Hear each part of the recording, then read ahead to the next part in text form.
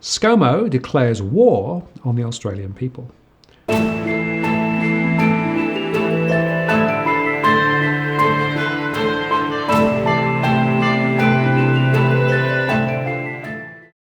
Martin North, John Adams, in the interest of the people. So, John, it's come to this. It has come to this. So earlier this year, we did a show called "A War on Cash is a War on the People," and now we have some big news to break about what our government is now doing on this war on cash. So this is why we've called the show the Prime Minister ScoMo declaring a war on the Australian people, because the war on cash was launched last Friday. The Treasury has released a draft piece of legislation plus a draft regulation imposing this ban on transactions above $10,000. So this was an announcement that was announced by Scott Morrison last year when he was Treasurer in the 18-19 budget in May of 2018. Now, nothing had happened last year with it, and then when MyEFO was released, they said that this initiative was going to be brought in on 1 January 2020. Now, we gave the audience a bit of an understanding about what the war on cash is and what the real intent of it is with the Black Economy Task Force. So if those audience members haven't seen that episode, we'll put a link to it. They should definitely go and watch that, because that gives the context to this conversation. But what I said in that show was that at that point it looked like Labor was going to win the election based on the polls and some of the feedback I was getting from members of Parliament. So I was sceptical that this ban on transactions above $10,000 wasn't going to come in. But now that the coalition has been re-elected, the coalition with ScoMo and Frydenberg have decided to push this initiative forward. Now, just by way of context, the government is arguing that a ban on transactions above $10,000 has everything to do with leakage of tax revenue, the Black Economy Task Force, as we discussed in the last episode. But we said at that point, a couple of points. First one is that if the black economy was so important, why are they just doing this now? Why wasn't this done 10 years ago, 20 years ago? I mean, when John Howard implemented the GST with Peter Costello, there was an argument being made that would eliminate the black economy, with the GST. Well, I mean, they could have easily introduced certain bans on transactions at that point, but they never did. So why now? It's because of not tax revenue. It's about interest rates. It's about the International Monetary Fund, and they've written a series of technical papers. We covered a couple of them. There was a 2018 academic paper and a blog post earlier this year about how to make negative interest rates work. We had a discussion about that in the previous post.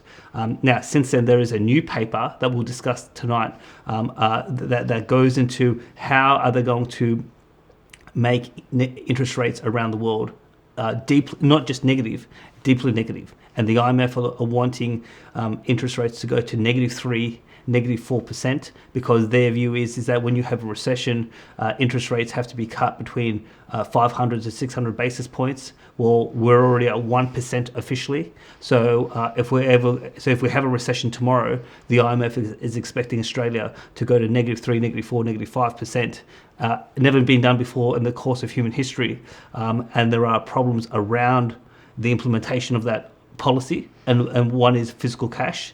And so the war on cash is to give the central bank a lot of flexibility to do things that in the course of human history have never been done.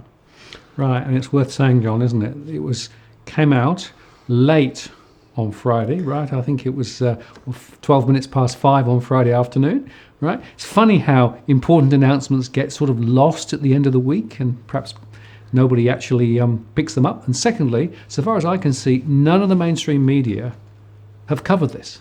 No. Which I find remarkable. So Martin, anytime a federal or state government or their departments release critical information on a Friday afternoon, late Friday afternoon, Friday night, you know that they're trying to conceal something, and so obviously it's Monday night now.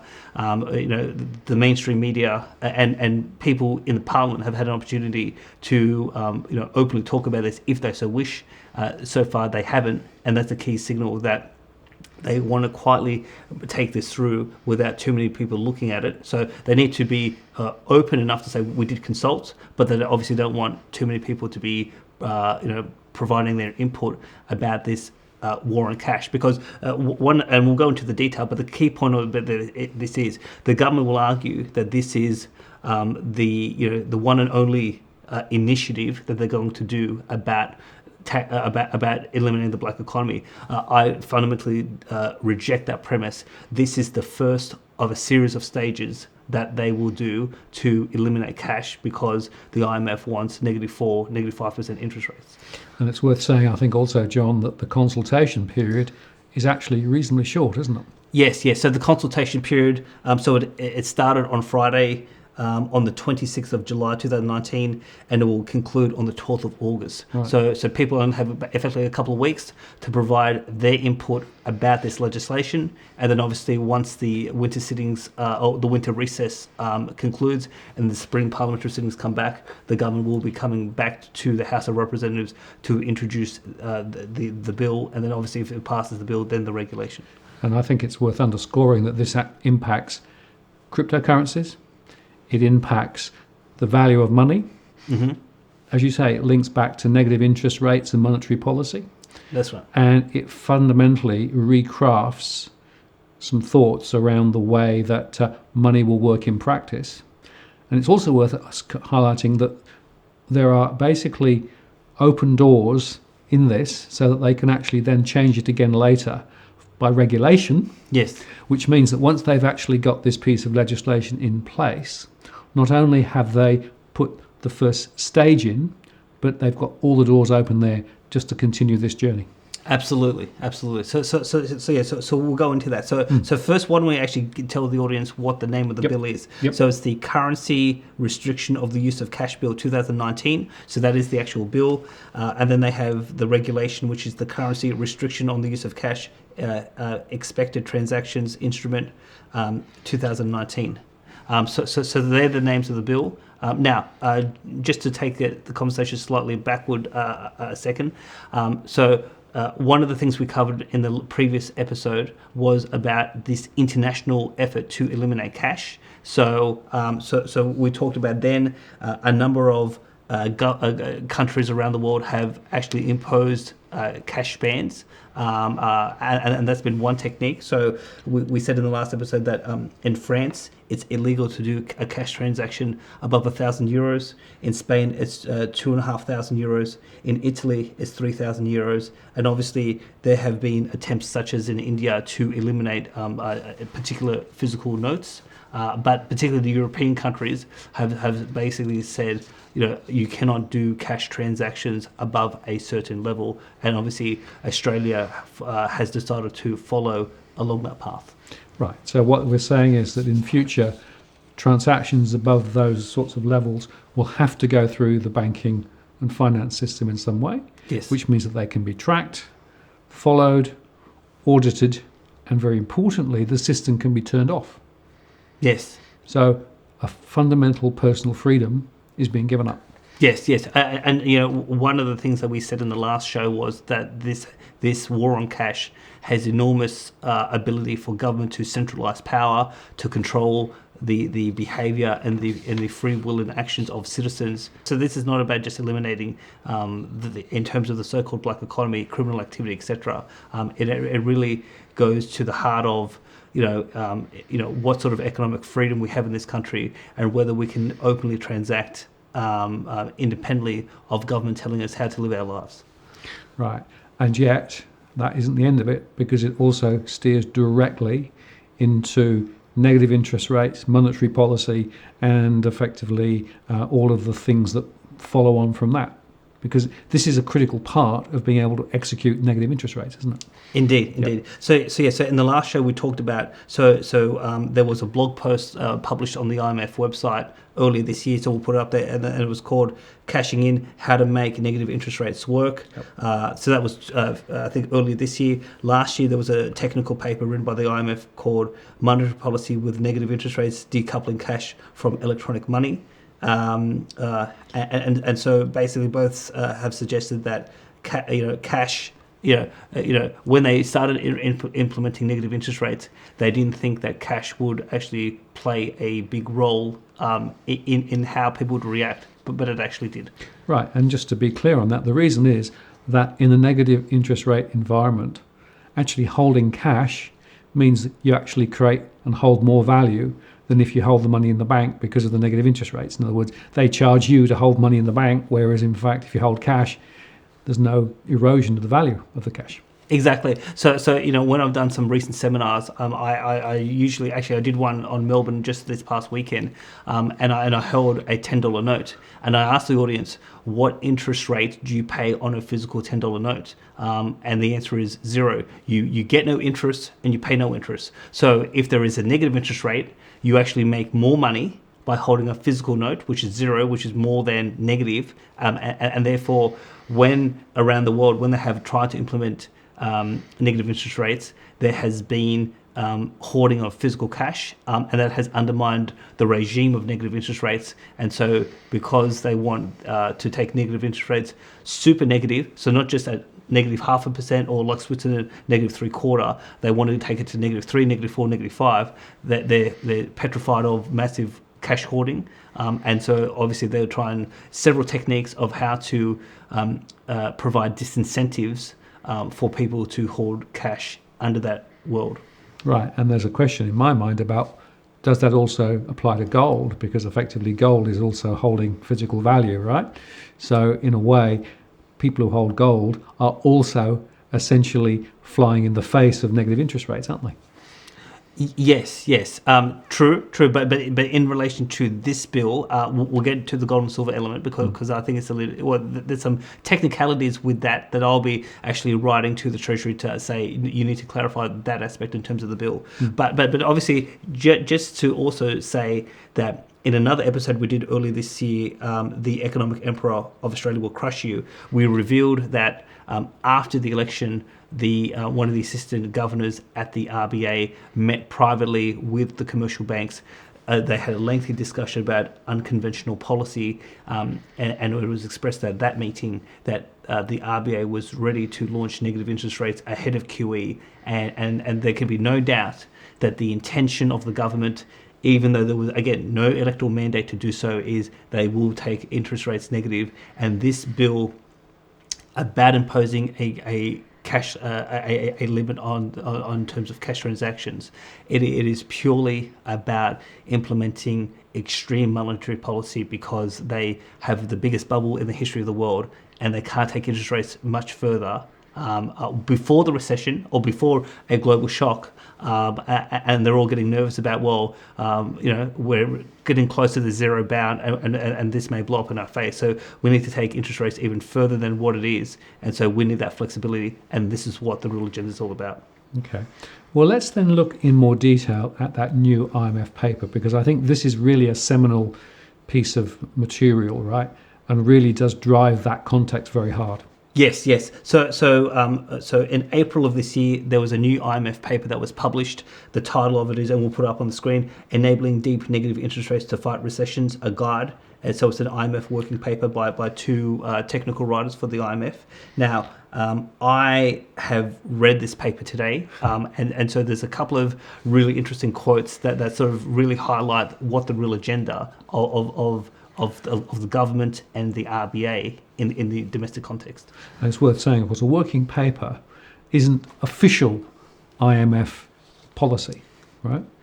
They always say this is the opinions, and it's in there for discussion and debate. Yes. But you can bet your bottom dollar that it's actually partly designed to influence thinking and effectively shape policy down the track. Indeed. I mean, the other point I would make is that this paper is effectively a logical follow-on from the technical paper written last year and the blog post that was published in February of this year. So I want to read a series of quotes and we'll just have a chat about them. So the first quote is, in summary, 10 years after the crisis, it is clear that the zero lower bound on interest rates has proved to be a serious obstacle for monetary policy.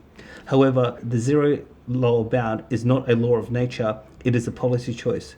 We show that with readily available tools, a central bank can enable deep negative interest rates whenever needed, thus maintaining the power of monetary policy in the future. That's a very remarkable statement. Now, so the thing that jumps out at me is a statement that says the zero bound is not a law of nature; it is a policy choice. I mean, this is a fundamental rewrite of human nature. If you lend money, why are you lending? You are lending to make money. So obviously that's why you have a positive interest rate in terms of cash when you set interest rates, because whether it's a bank lending to a customer, whether it's a central bank lending to a commercial bank, the whole premise of the capitalistic system, it is to make money, and it makes no logical sense to lend money if you know you're going to lose money. Now, obviously, in terms of charity or in terms of if you've got alternative motives, but in terms of running an economy is, economic growth is driven by making wealth, and you don't lend money if you think you're going to lose money. So they're effectively trying to say that human nature and the essence of the capitalistic system is a policy choice, and that to me is the most radical statement I've heard in the sort of around economic theory, probably in the last 10, 20 years. Yeah, well, it's completely at odds with what has been practiced for generations and generations, right? So it's quite remarkable. Well, I mean, look, it wouldn't just be like in terms of generations. I think if you go back through the course of human history over the last, 5,000 years, in 5,000 years of human history, when people lend money, they lend to make money in terms of charging an interest rate. Now, certain religions, Islam and Christianity have had rules around, it's immoral to make money from lending money. But independent of theology, when people have lent money, it is the sole purpose to make money. No one lends to lose, and yet they're saying that effective proposition from a macroeconomic point of view is a policy choice that is just wrong, and it's radical. And just to underscore one other point, the whole idea of negative interest rates is that people are being forced, or encouraged at least, not to sit on money, but effectively to try and put it back to work, right? That's the whole point of what they're trying to do, right? Yes. So banks can be given very, very, very low interest rates or no interest rates, but if the banks hold the money rather than lend it, they'll be charged to do that. Yes. Right? Yes. And in fact, if people want to get a real sense, the 10-year German bond yield is already negative. Yes. Right? Yep. So this isn't just a theoretical thing. No, it's happening right now. That's the point, right? And we already have some interest rates that are negative, but at the moment they're mildly negative, yes. right? And what this is doing is opening the door essentially for deep negative interest rates. In other words, the penalty for holding money is going to go very high to try and force people to be effectively made to invest or, do things with the money rather than hold on to it. That's the fundamental point. Yes, and the audience needs to ask themselves, why do we have mildly negative interest rates today? It is because we've got the biggest bubble in the history of the world. And so to maintain the bubble to the size that it is today, they've had to go mildly negative. And what they're saying is that if we have an economic hiccup like a recession or a shock, to ensure that we don't have a global depression, the biggest the world's ever seen, we need to take interest rates to deeply negative rates. And there are obviously big policy questions, but mechanical questions as to how to make this happen. Because again, in the course of human history, what they're attempting to do is it's never been done before. Right. And I have a theory, and you might agree or disagree, but this is more about trying to avoid blame for things than almost anything else, isn't it? Isn't that really what's going on here? Well, so it's interesting you should say that. So let's go to the next quote from the paper.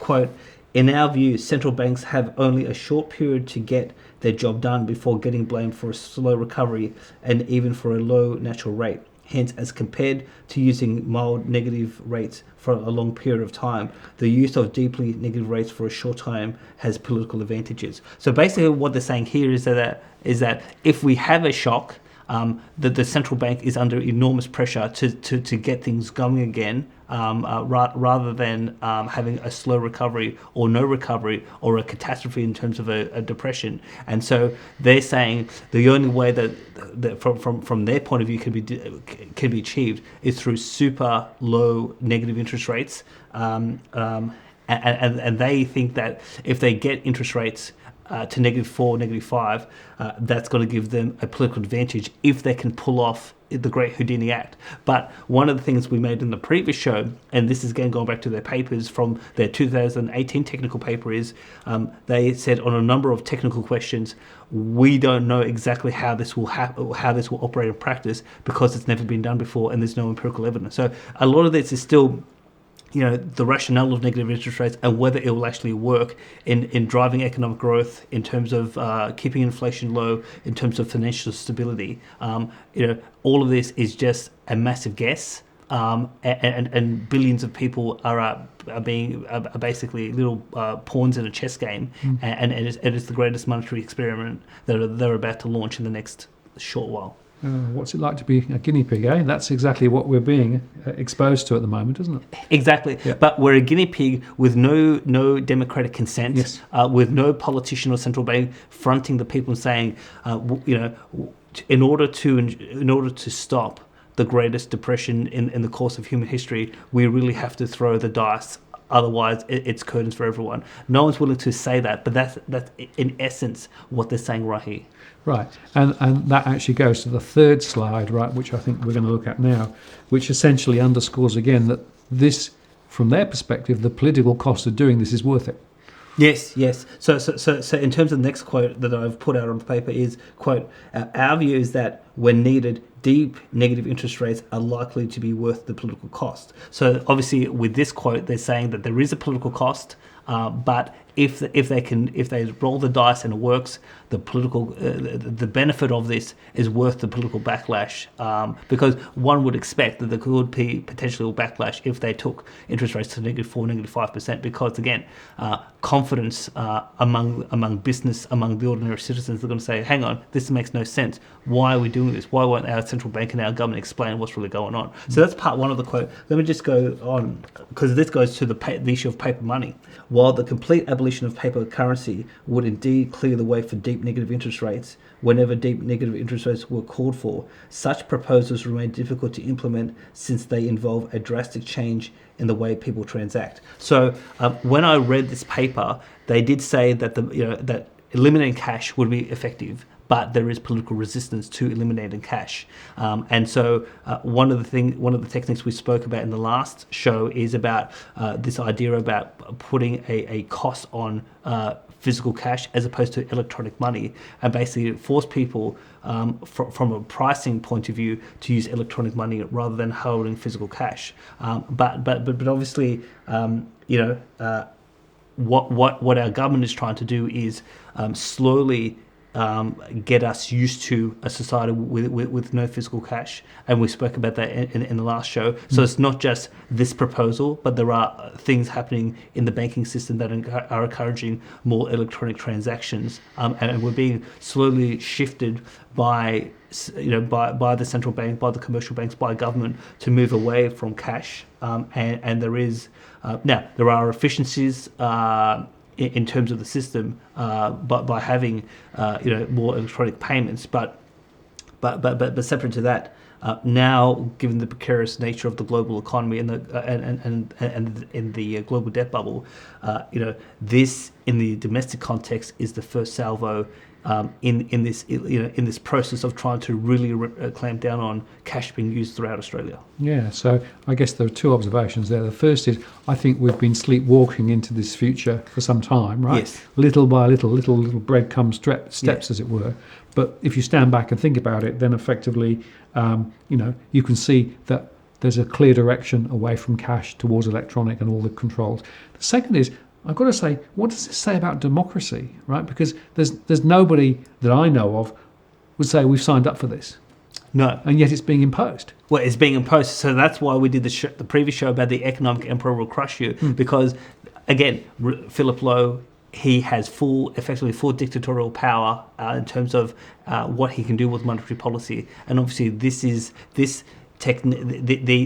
legislation is basically to limit the consequences of what he is likely to do. And again, if this comes in place, and they're going to start using the police to stop people from using cash,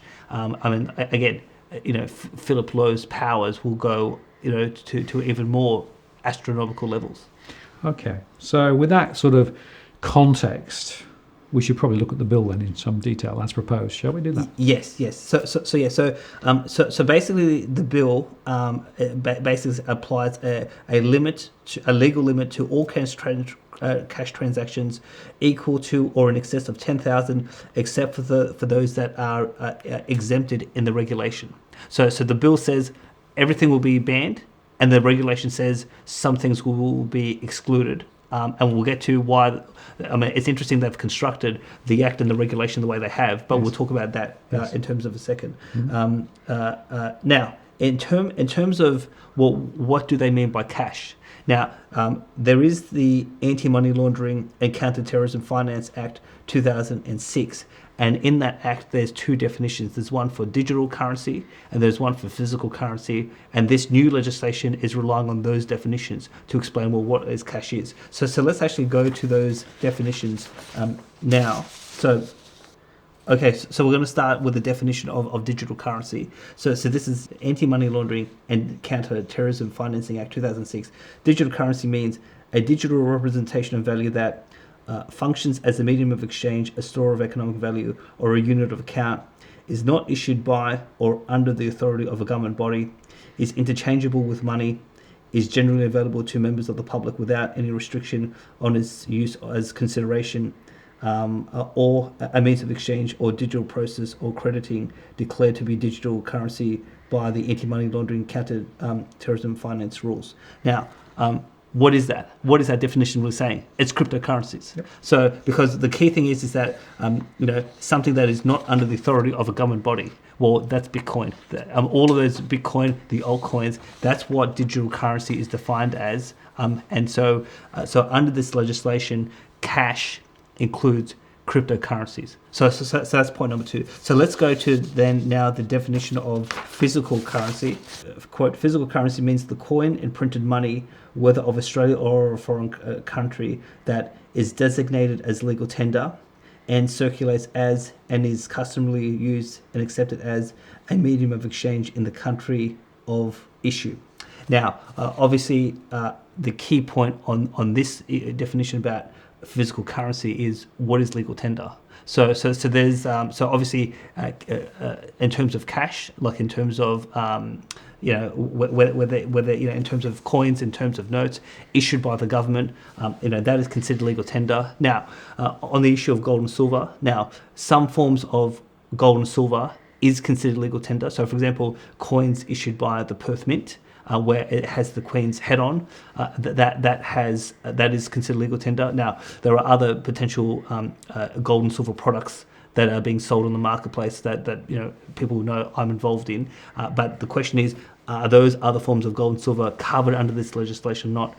To my mind, having spoken to some lawyers very quickly in the last couple of days, they think it's not. But I think the legislation could actually be clearer as to whether all forms of gold and silver are considered legal tender or just those products that have that are minted by the Perth Mint or the Royal Canadian Mint, etc., that have the Queen's head on. So that's what I'll be writing to Treasury about to say, just to make it crystal clear.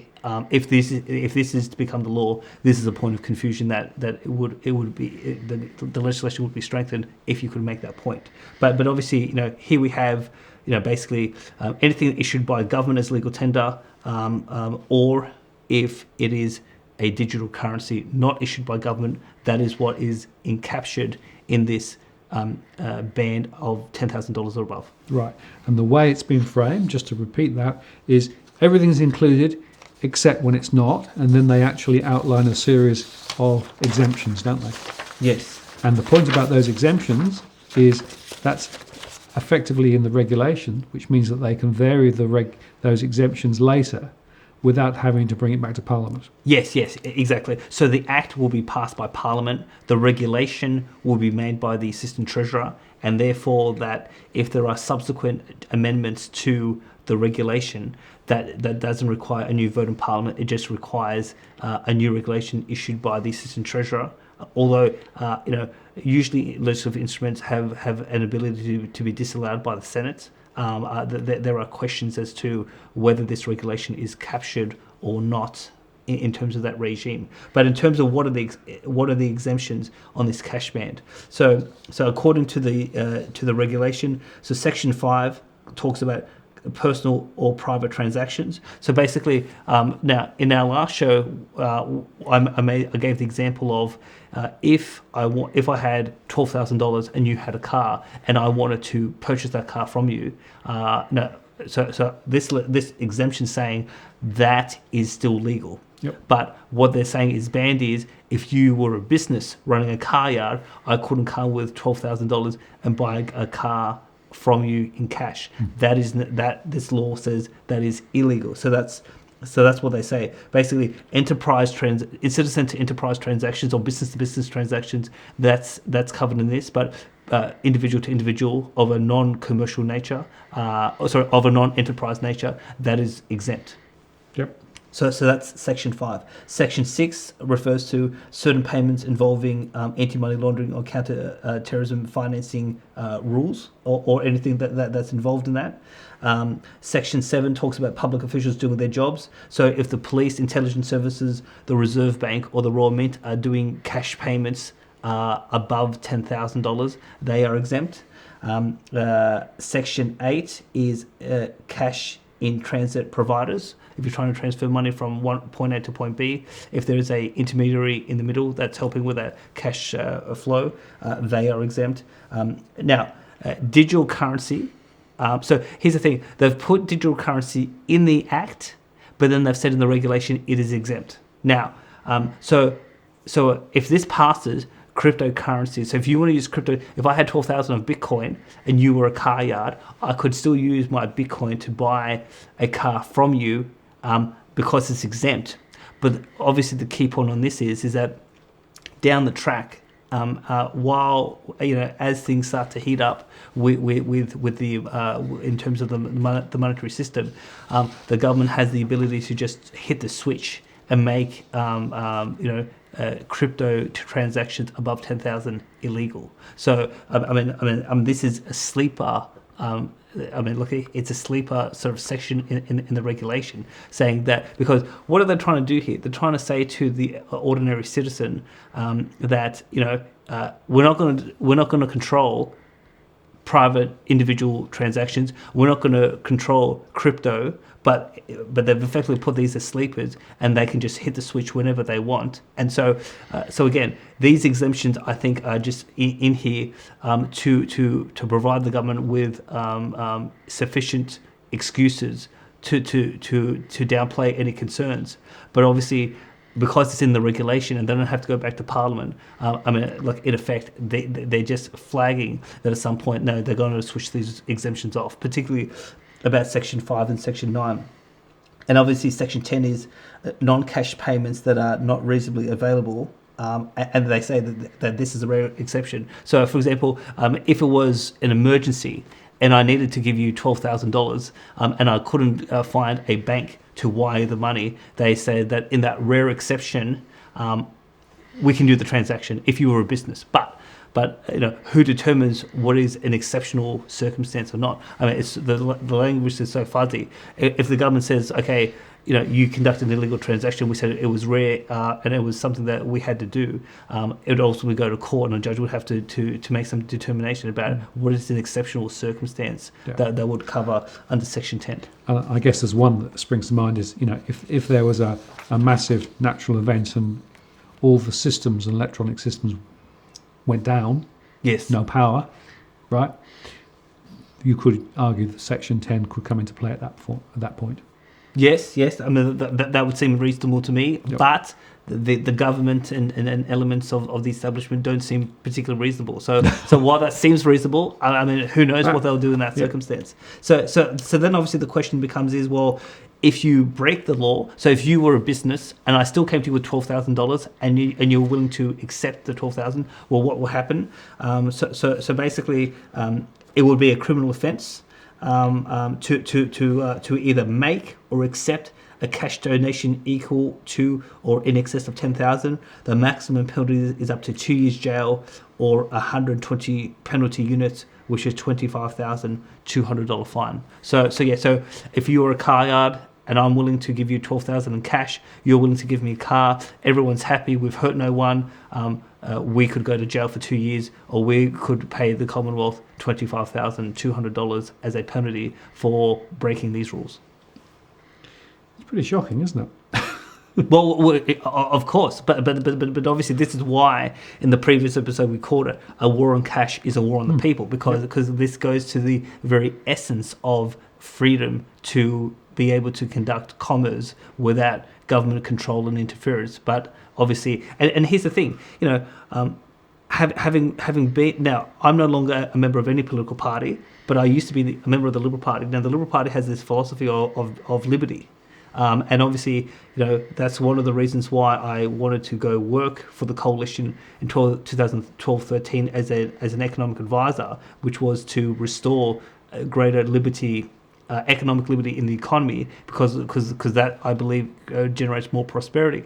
And yet, the people who I worked my ass off, to be honest, and a whole bunch of other people to get these people into power, I mean, they're effectively implementing totalitarian measures, which are the antithesis of what their party is supposed to represent. So if anyone's watching out there, either a member of the Liberal Party or supports the Liberal Party, if you support freedom, you are supporting a totalitarian regime that's basically trying to quash freedom, even though they say they are pro-freedom.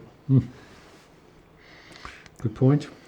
So now, in terms of what we'll just do here is that on the Treasury website, they actually do have a summary of all these points that we've made, and they've put it into a nice glossy one-page sheet. So how about we just put that on the screen for people to look at? Now, again, the one-page summary talks about the black economy and trying to stop tax leakage, but this because the IMF has built the cat, and again, it's not just Australia trying to do these measures. Countries around the world, particularly in the European Union, have done this, and this is all about not tax revenue. This is all about eliminating the consequences of negative interest rates. And again, if the government says that we're full of it, well, let them come here and let's have a debate on camera as to will the Prime Minister? Because here's the thing: the mainstream media won't ask the PM. Will the Prime Minister guarantee the public that we will never see negative interest rates in Australia? He won't guarantee that. Will the Treasurer? No. Will the Reserve Bank? No. So, they know that negative interest rates are coming. They've said it privately. No journalist will ask them to rule it out. And even if we're asking them to rule it out now, none of them will actually make that commitment. And that should speak volumes as to what's going to happen with interest rates going forward and why this is so critical in that whole framework.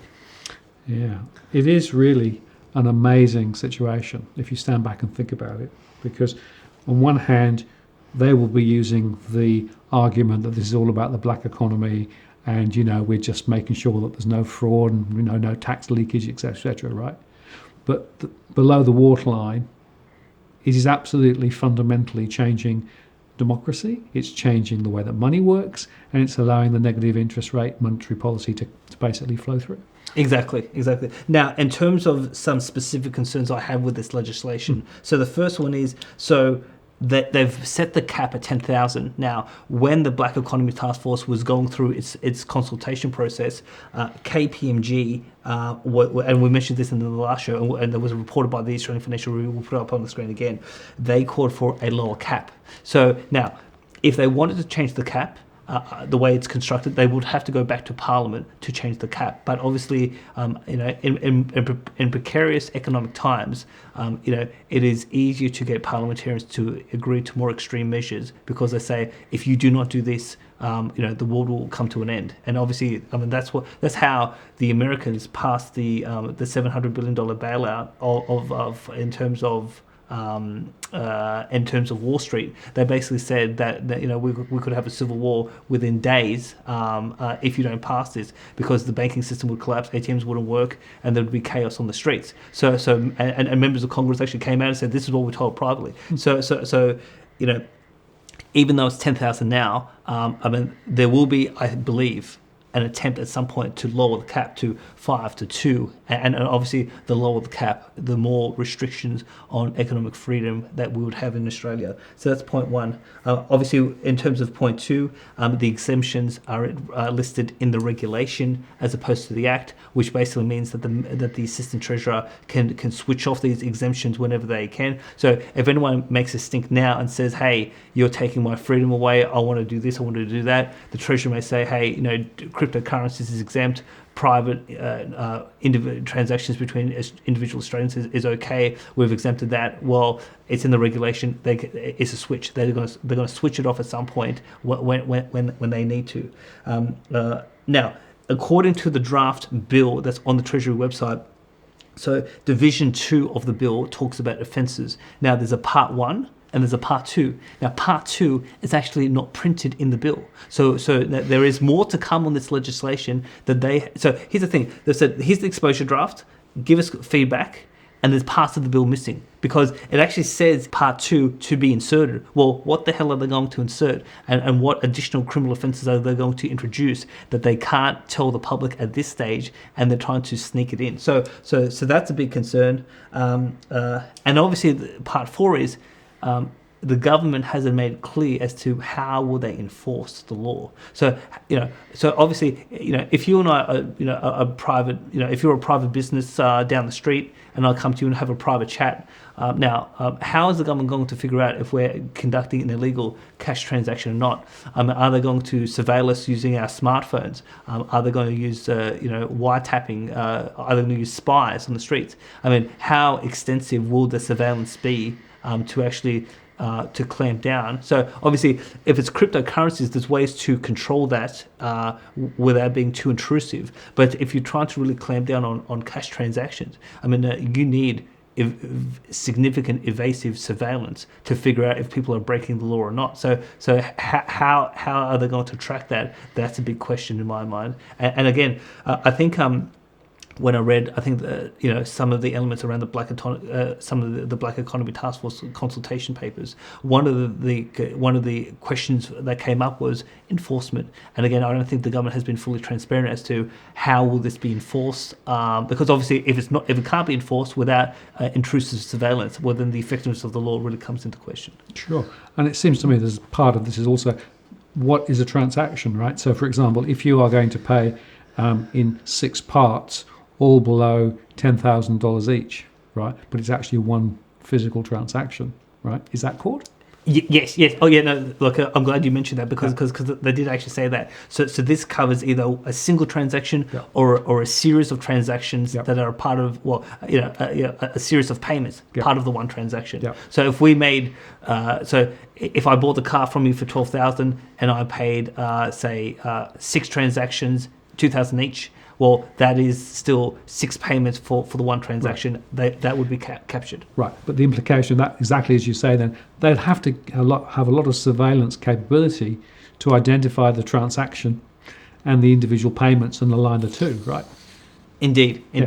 So where to from here? So the exposure draft bill and the regulation is now published on the Treasury website. They have called for feedback from citizens and particular parties up until the 12th of August. I plan to make a submission. The Australian people have the opportunity to write to Treasury and either voice your opposition to the bill or to call for changes if you think that things can be improved. Now, I've said that on the gold and silver front, it's a little bit unclearness to my mind as to what types of gold and silver could be considered legal tender and what may not. So I'm going to ask them to make that more clear in the legislation. So that's one way to just bring some legal uncertainty to an end.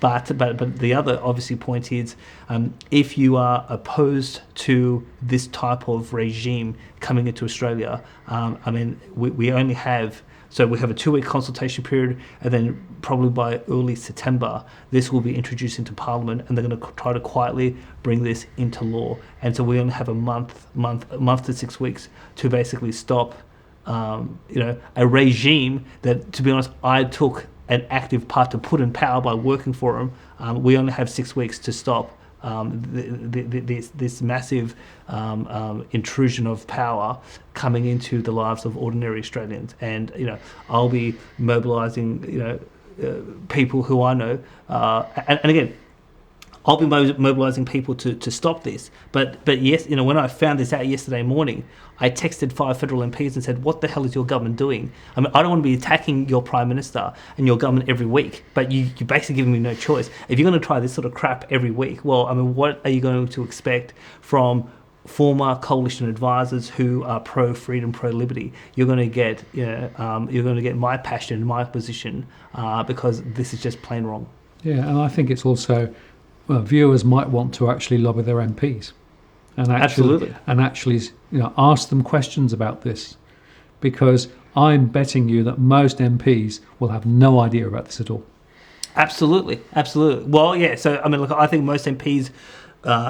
Thing is, they won't know about this, and if they were asked particular technical questions, they won't know. Why? Because MPs and senators don't read the laws they pass. They're just told to basically act like little lemmings, walk into the chamber, vote for legislation. I mean, so it's interesting. Someone who I know quite well was walking through the halls of Parliament last week at about 7 p.m. and was gobsmacked by how many alcohol-fueled functions there were in MPs' offices. And so, I mean, when I worked in Parliament, I mean, I was working in most sitting nights till about 11 o'clock midnight, but I was actually doing work for the senator who I was working for. But it is still common that after 7:30, you have MPs getting drunk on the taxpayers' expense rather than reading the laws that they vote on without reading, and that is a disgrace.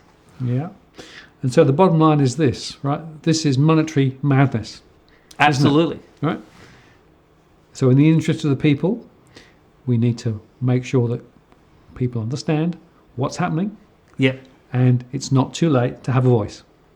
Indeed, and the other point is that all of this information is public, the Act and the regulation. So if people want to verify what we've said, everyone's entitled to go check our sources, go to the Treasury website, download the legislation, read it for yourself, figure out what's really going on here. But you cannot just accept the government's explanation that this is about taxation, because it's not, because there's a global regime being put in place, a global infrastructure, and this is all about negative interest. So, John, this is really a very concerning issue, isn't it? Indeed. The thing is, like, the Australian people only have 6 weeks to stop their government from doing something crazy, and so I think this is very critical. Right. So, in the interest of the people, you have been warned. Martin North, John Adams, in the interest of the people. We'll see you next time.